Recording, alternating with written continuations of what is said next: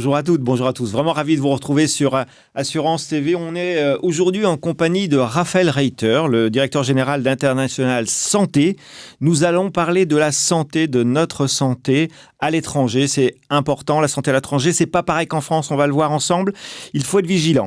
Mais nous allons quand même vous rassurer et surtout vous encourager à comparer les garanties et les tarifs. Raphaël Reiter, bonjour. Bonjour Jean-Luc. Vous dirigez depuis très longtemps International Santé, le comparateur d'assurance santé à l'étranger. Alors, je crois qu'il y a des situations certainement très délicates à l'étranger, Raphaël. Oui, c'est vrai. C'est vrai que la santé à l'étranger, c'est pas comme en France. C'est peut-être facile de le dire, mais c'est une réalité. Et on pourrait traduire ça peut-être par pas d'assurance, pas de soins.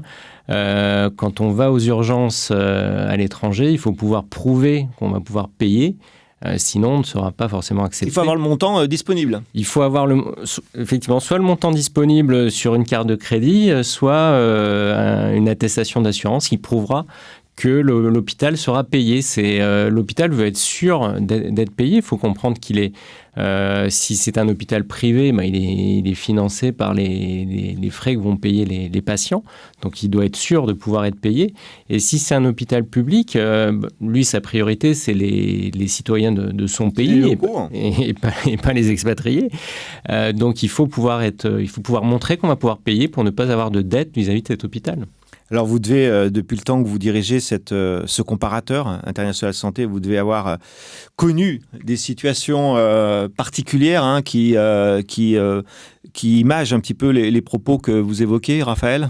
Oui, on en a pas mal. Et il faut comprendre le fonctionnement général. C'est que, par exemple, si j'ai un accident de circulation, je me fais renverser en traversant la route. C'est quelque chose qui peut arriver. Ça m'arrive, je ne sais pas, en Thaïlande, aux États-Unis, en Afrique du Sud. J'arrive à l'hôpital, il faut que je puisse prouver que je vais payer. L'hôpital ne va pas se dire, ah bah tiens, ce pauvre... Il faut d'abord le soigner, on verra après. Voilà, c'est pas... je vais le soigner et puis je vais me retourner contre l'automobiliste qui l'a percuté, ça sera à lui de payer. Non, c'est au patient de payer. Ensuite, peut-être qu'il se retournera contre l'automobiliste, mais c'est lui qui devra payer ses soins, oui. Et puis, c'est pas qu'en cas d'accident, parce qu'il y a des situations de vie courante, quoi. Je sais pas, une grossesse qui génère des frais considérables. Tout à fait. Alors, la grossesse, c'est un cas vraiment important à prendre en compte. Un enfant prématuré en couveuse, ça peut être des frais de plus de 10 000 dollars par jour. Donc, la question, elle est simple. Comment on fait pour les payer ? Si je ne peux pas les payer, qu'est-ce qui va se passer ? On peut imaginer la situation très dramatique dans laquelle seront les parents face à une situation et une décision qu'ils devront prendre par rapport à cet enfant et à ces frais qui vont s'accumuler très très vite.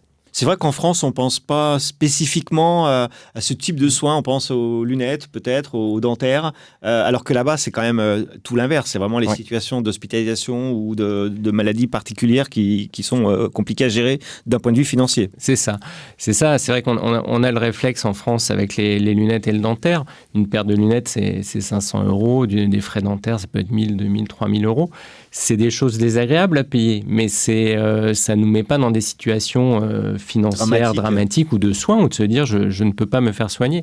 Un exemple aussi très fréquent qu'on a, en fait, c'est des retards de diagnostic et donc des situations qui vont s'empirer. C'est vrai qu'un scanner, une IRM, ça peut coûter 1 000, 2 000 €. Donc un expatrié, s'il n'est pas couvert pour ça, va peut-être mettre un peu de temps à faire cet examen-là. Et quand il le fera, il sera peut-être trop tard et on aura perdu des chances de le soigner. Oui. C'est là que vous intervenez avec International Santé, Raphaël. Vous leur proposez des contrats, mais vous les suivez au quotidien. Et c'est ça l'important, non ? Oui, c'est ça. Alors, on leur explique effectivement ce qui est important pour souscrire. Et puis, on va les suivre pendant toute la durée de vie de leur contrat parce qu'ils sont loin de chez eux. Ils ont des situations auxquelles ils ne seront pas habitués. On sera là pour les aider là-dessus. Oui. Merci Raphaël Reiter de votre présence. Je rappelle que vous dirigez internationalsanté.com, le comparateur d'assurance santé à l'international. Merci.